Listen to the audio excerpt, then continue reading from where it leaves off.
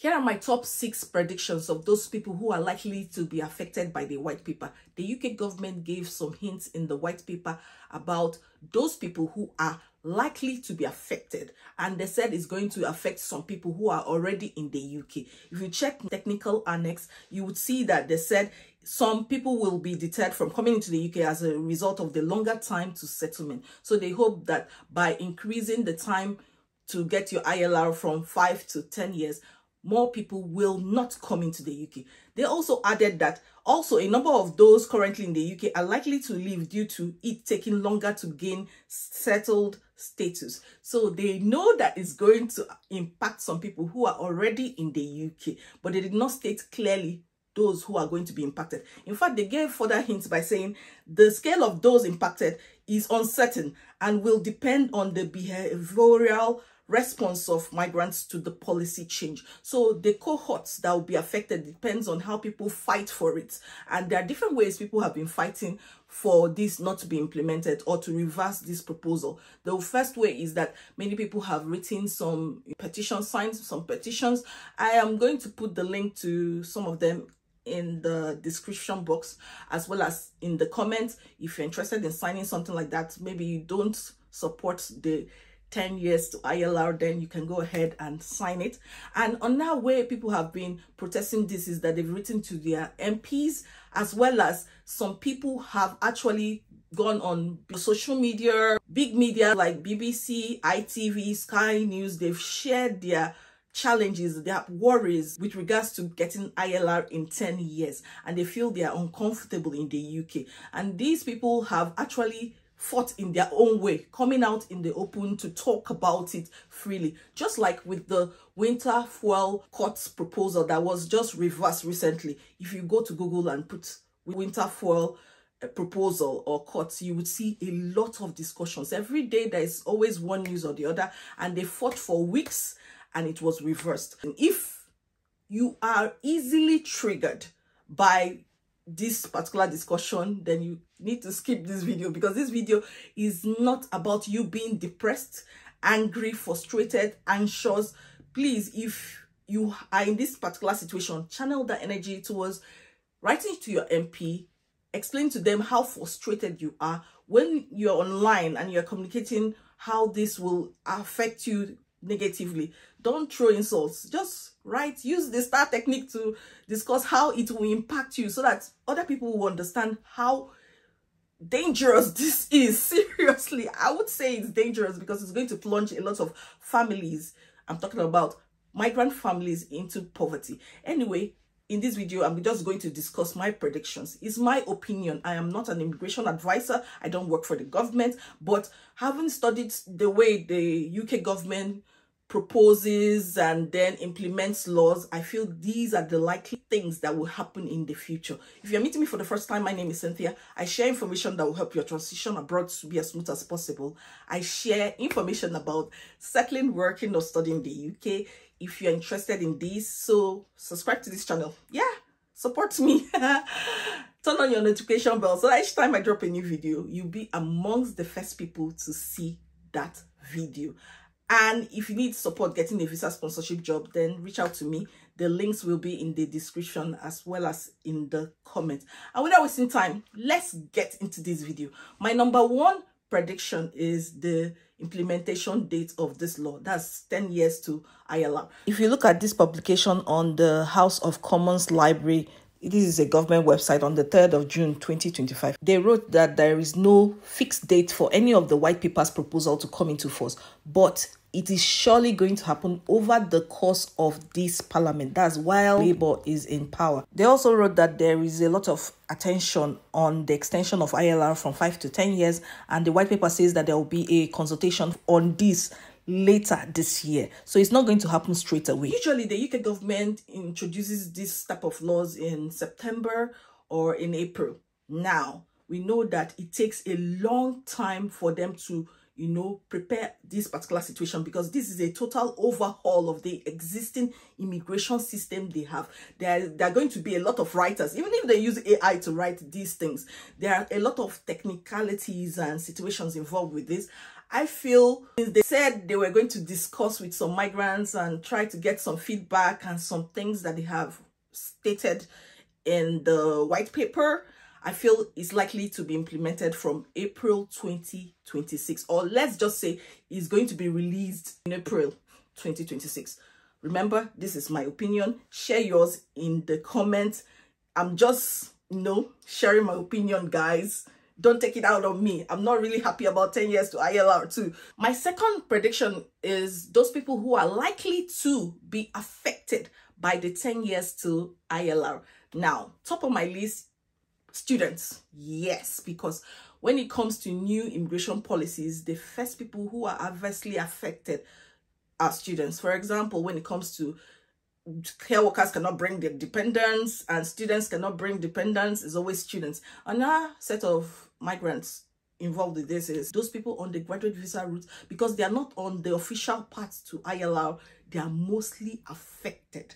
Now, like they said, it depends on how migrants behave or react to these laws. Then it will determine which cohorts might be affected. In fact, when you check the skilled worker visa information on the government website, after 5 years, you may be able to apply to settle permanently in the UK, also known as indefinite leave to remain. This gives you the right to live, work, or study here for as long as you like and apply for benefits if you're eligible. So this is the agreement that most people who have submitted their skilled worker visa application have with the government.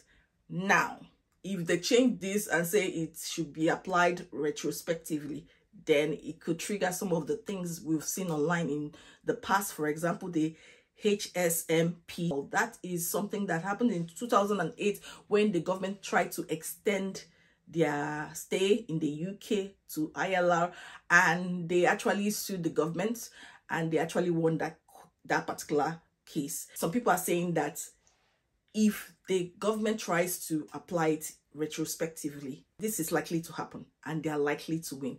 What's your opinion on this? Put it in the comment. Let's have a healthy discussion around this. What do you think? Is it likely to happen? Would they apply it retrospectively, or are the people under the skilled worker visa likely to sue the government if they try to apply it? Will they win that particular case? Share your opinion, guys.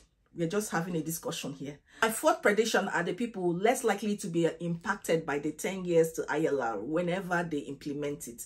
There are 8 top professionals. There might be more, but these are my 8 top sectors or professionals that are less likely to be impacted by the indefinite leave to remain. Number 1 on my list is the IT and engineers. Yes, the Mark has already prepared a report stating that IT and engineers do not contribute highly to the increase in net migration, and they have a positive impact on the UK economy. So they said that they should not introduce any restrictions with regards to this particular sector. Now, number 2, teachers. I've always shared information here about teachers. Many people have been able to come in to fill in the skills shortages in the UK through, the QTS, PGCE, coming directly to get a teaching role with visa sponsorship. There are many opportunities I've shared on this channel, so you can go and check out my pathways to get into teaching. On the playlist, you will see a lot of information that can guide you. I feel this is one profession that is in high demand. You need graduate level jobs to get in, so it will give you some points in the point-based system. Now, the next one is PhD and STEM scientists. I'm saying from chemical sciences, biosciences, biochemists, natural and social science, and the whole bunch of them. They have this huge impact when it comes to research and development, and the UK wants to drive innovation, so they will always reduce the points based on the previous experiences we've had. When you look at the statement of changes in immigration rules, you will see that this leeway they always give them, so I feel it's not going to change. The next one is directors and managers of finance, marketing, HR. It doesn't matter the sector, that their minimum salary threshold is always high, and so the UK would see and think that they contribute positively when it comes to taxes. And so I feel the point-based system will not be 10 years, yeah? Because it's going to contribute towards reducing the points there. Now, the next one, legal professionals. The next one, that's the sixth one, is chartered accountants, people in investment, finance, taxation managers. Very important, guys. Another profession is those people who are architects and quantity surveyors. And then we have the health and care visa option. But we are not going to be talking about the areas which you can get in with RQF level 3 or 4 or 5. We are talking about those people who get in through the RQF level 6 and above. Doctors, nurses, occupational therapists, social workers, people on that list. Yes, I'm not talking about their assistants. Assistants is band 3. No, we're talking about the real deal.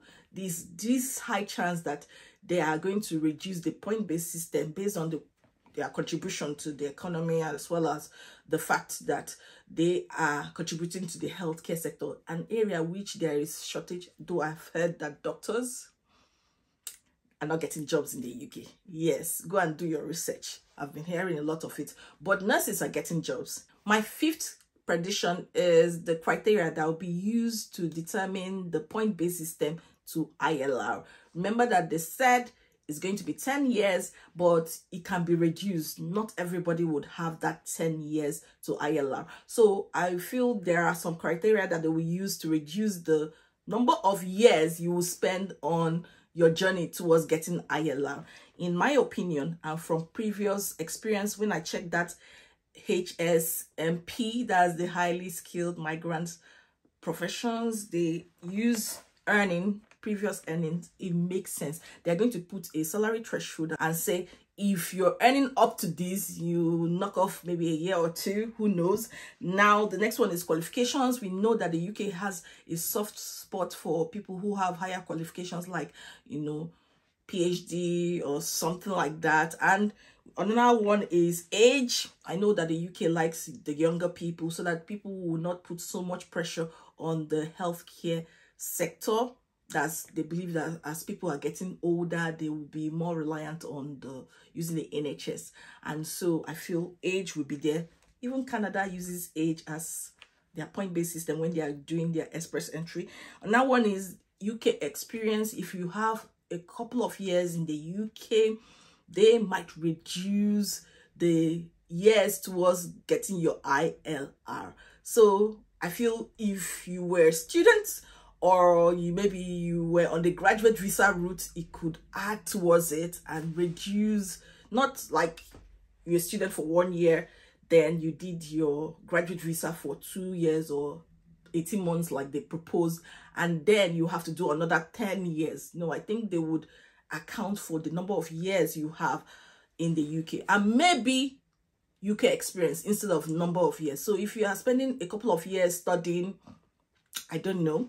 What do you think about this? These are just my predictions. And the last one is English language requirement. They've already voiced how much they want people to improve with their English when they come into the UK.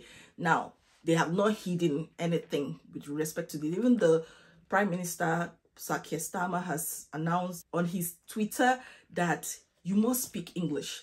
In the white paper, they also stated that they want you to increase or improve. I feel that if you score higher, they might reduce the number of years you spend in the UK towards getting your ILR.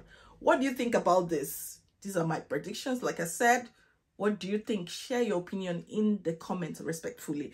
And then the final one is the secret weapon, global talent visa. Yes, I feel that this particular pathway will not be affected that much because they need people who have AI skills, who are scientists, people who are highly talented and will earn highly and also pay taxes, you know. So they want positive net contributors, and I feel those people on the global talent visa, yes, I don't think they will be spending 10 years till ILR. Believe me, if they do the right thing, like if they're working, they're not just idle in the UK, they're working in a highly skilled profession and all that, they would do it. Whether it will affect those people who are already on a skilled worker visa or not, we don't know. But is it likely to affect those people who are already on the pathway? I don't know. I don't think so. Yeah, I don't think so. But I shared this so that if you intend to come into the UK, you don't go and choose a course that nobody wants. You can't get a job in. You have to be very strategic in the courses you want to pursue in the UK. If you want to fill in any skills gap in the UK, then you have to be very particular about the course you study. Don't study a course because it sounds good or it aligns with your previous profession. Things have changed. You need to bring some level of experience into the UK to fill in these gaps. You can't come in and say, I've done a master's and therefore I will get a job.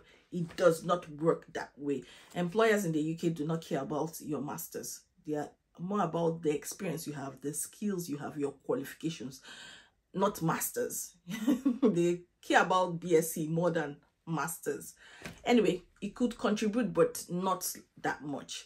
I hope you benefited a lot from this particular session. Be free to share your opinion down. Yeah, we are having a conversation. We want to learn things better, understand the system, and prepare appropriately for whenever this proposal is implemented. I'll see you in my next video. Bye-bye.